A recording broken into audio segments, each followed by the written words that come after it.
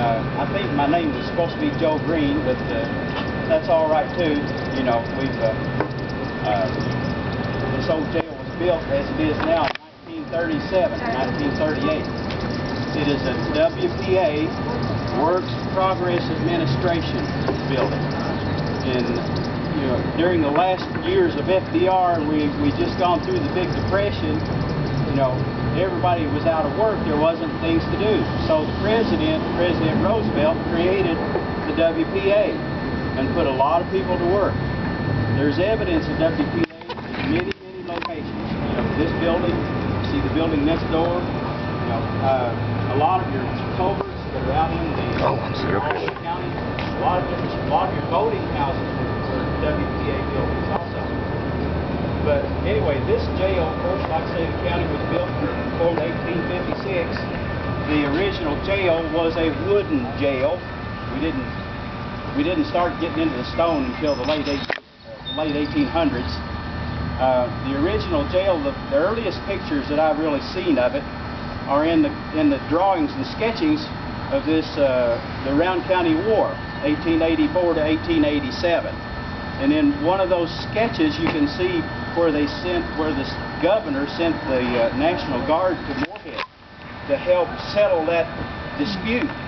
The Guard was parked out here. They were camped out on the courthouse square.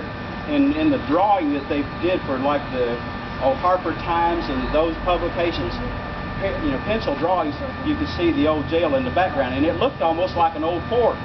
You know, it had high walls on it, and I didn't see any windows in it.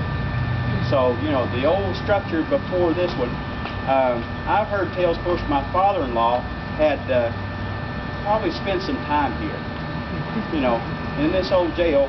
You know, it was kind of a formidable place. This is the key to the jail.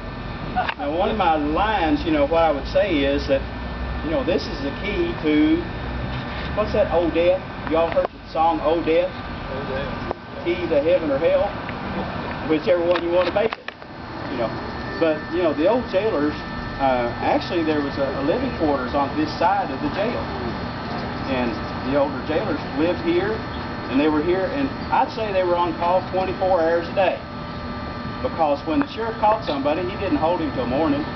They all bring him straight to the jail, and the jailer had the responsibility of booking them, or excuse me, keeping them just keeping them as a captive audience until their next appointed time, you know. But the jailer and the jailer's wife was responsible for taking care of the prisoners.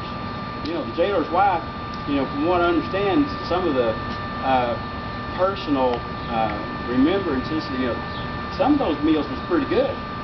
You know, when you talk about biscuits and gravy and bologna and, you know, breakfast, I mean, who knows? She made the meals right here right on the spot, you know. So, and I can imagine, you know, that the jailer also had responsibilities to the court system, you know, that he had to report how many, you know, his prisoners, and what do you think would happen if one of these captive audiences escaped? You know, I haven't really, there's a lot of research that we need to do on the old jail, you know. But, you know, the thing about jailers, you know, they were real close association with the sheriffs. You know, naturally, most of the prisoners brought in was by the sheriff, or probably by city hall or city police also. And you know, the jailer had to be on pretty good terms with or he should be on pretty good terms with the sheriff. You know, and I've got some copies of a few copies of the list of jailers and the sheriffs for the different years. And you know, when we're finished, anyone would like to have a copy, I'll hand them out as long as I've got copies. Okay, but you know, before the stone jail was built, the old wooden jail, there was a more propensity for inmates to escape. You know, there were just ways for people, you know, for the inmates, they knew how to get out. There's a few people that I won't mention names that, like I say, had participated in some of those escapades, you know. But the jailer, you know, some of the names, you know, are people that, you know, where we live here in the county. Our people are, they're our ancestors.